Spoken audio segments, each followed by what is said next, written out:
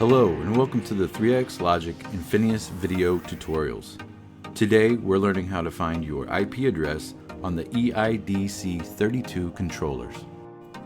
The EIDC has lights corresponding with numbers.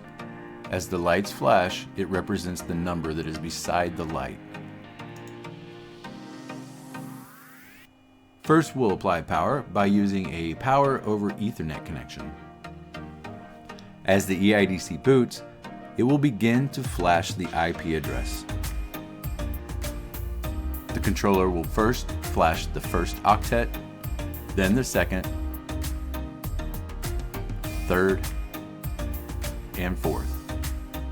The EIDC will cycle through this pattern 3 times before completing the startup sequence.